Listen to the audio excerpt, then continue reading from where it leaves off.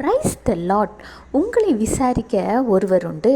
ஒரு மனிதனோட day to day லைஃப்பில் கஷ்டங்கள், பாடுகள், துக்கங்கள், வேதனைகள் ஏதோ ஒரு விதத்தில் ஏதோ ஒரு நாள் வந்துக்கிட்டு போய்கிட்டு தான் இருக்கும்.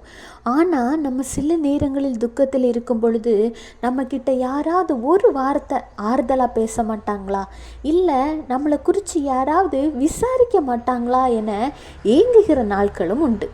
அதிலும் சில பேருடைய வாழ்க்கையை பார்த்திங்கன்னா, சகோதரர்கள், சகோதரிகள், உற்றார், உறவினர்னு எல்லாரும் தன்னை சூழ்ந்து இருந்தால் கூட தன்னை விசாரிக்கிறதற்கென ஒருத்தர் கூட வரமாட்டாங்க. ஆனால் நீங்கள் ஒரு நல்ல நிலைமையில் இருக்கும் பொழுது நீங்கள் கூட எட்டி பார்க்கலைன்னா கூட அவங்க உங்களை தானே தேடி வருவாங்க.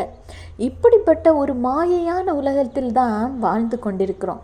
இன்றைக்கு ஒருவேளை நீங்கள் உங்களுடைய கவலை நேரங்களில், உங்களுடைய சோர்வுகளின் சமயத்தில், உங்களுடைய வியாதியின் மத்தியில் உங்களை விசாரிப்பதற்கு யாரும் இல்லையே என யோசித்து கொண்டிருக்கீங்களா?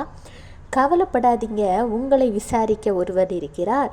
அவர்தான் ஆண்டவராகிய இயேசு கிறிஸ்து.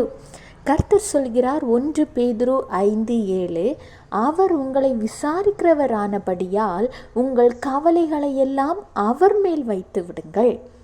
உங்களுடைய சூழ்நிலையை குறித்து நீங்கள் உலக மனிதர்களிடம் ஷேர் பண்ணும் பொழுது கண்டிப்பாக அது 1க்கு 2ஆக 2க்கு 3ஆக சுற்றி சுற்றி நாளைக்கு அது உங்கள் காதுக்கே நீங்கள் சொன்ன மாதிரி இல்லாமல் அது வேறு மாதிரி வந்து சேரும். இன்னும் சிலர் அதை குறித்து இன்னொரு நாளில் உங்களையே திரும்ப குறை சொல்லுவாங்க. ஆனால் ஆண்டவராகிய இயேசு கிறிஸ்து அப்படி அல்ல. அவர் எல்லாவற்றையும் அறிந்தவர். அதாவது ஆண்டவராகிய இயேசு கிறிஸ்து உங்களை விசாரிக்கிறவர் மாத்திரமல்ல, நீங்கள் உங்களுடைய கவலைகளை அவரிடத்தில் ஒப்படைக்கும் பொழுது உங்கள் கவலைகள் எல்லாவற்றையும் அவர் மாற்றி உங்களுடைய இக்கட்டான அந்த சூழ்நிலையில் இருந்து விடுதலை தரவும் அவர் வல்லவராயிருக்கிறார். அவர் உங்களை ஆற்றி தேற்றுகிற தேவன். தாயிலும் மேலான நேசம் அவருடையது.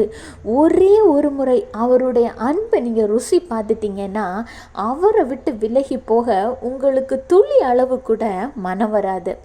ஏசப்பா கிட்ட, ஏசப்பா உங்களுடைய அன்பை நான் ருசி பார்க்கணும், இது வரைக்கும் உங்களுடைய அன்பை நான் தெரிஞ்சுக்கிடலை, நான் தெரிந்தோ தெரியாமலோ செய்த தப்புக்கள், பாவங்கள் எல்லாவற்றையும் என்னை விட்டு விலக்கி என்னை மன்னித்து என்னை பரிசுத்தப்படுத்தி உங்கள் பிள்ளையாக என்னை ஏற்றுக்கொள்ளுங்க, உங்களுடைய அன்பை எனக்கும் கொடுங்க, நான் அதற்காகத்தான் காத்துக்கிட்டு இருக்கேன்னு சொல்லி பாருங்கள்.